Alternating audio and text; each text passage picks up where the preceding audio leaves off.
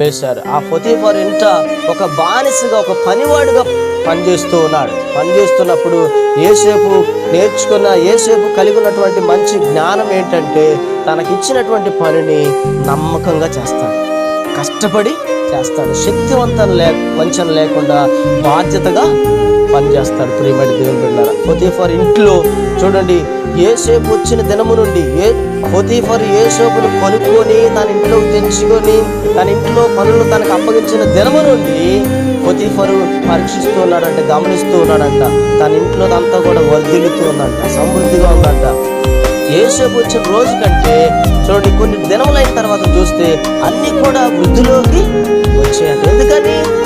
యోసేపు సోమరిపోతు కాదు, యోసేపు అపనమ్మకస్తుడు కాదు, అపనమ్మకస్తుడు కాదు, యోసేపు బాధ్యత లేనివాడు కాదు.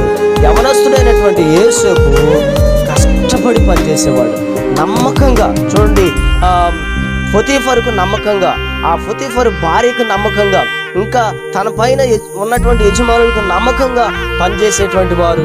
చూడండి ప్రియమైన దేవుని బిడ్డలారా, తన దేవునికి నమ్మకంగా ఉండేవాడు. తండ్రి దగ్గర నుండి నేర్చుకున్నటువంటి భక్తిని, దైవ భక్తిని ఏమాత్రం కూడా విడిచిపెట్టకుండా ఆ దైవ భక్తిని కాపాడుకొనుచు తనకు పనిచ్చినటువంటి వారిని, పనిలో పెట్టుకున్నటువంటి వారికి నష్టం కలిగించకుండా చూడండి నమ్మకంగా, బాధ్యతగా కష్టపడి పనిచేస్తూ దేవుని అనుగ్రహాన్ని పొందుకున్నాడు.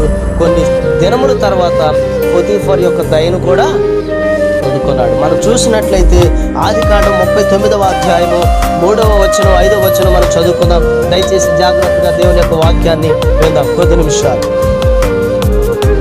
యెహోవా అతనికి తోడై ఉండిననియు, అతడు చేసినదంతయు అతని చేతిలో యెహోవా సఫలము చేసిననియు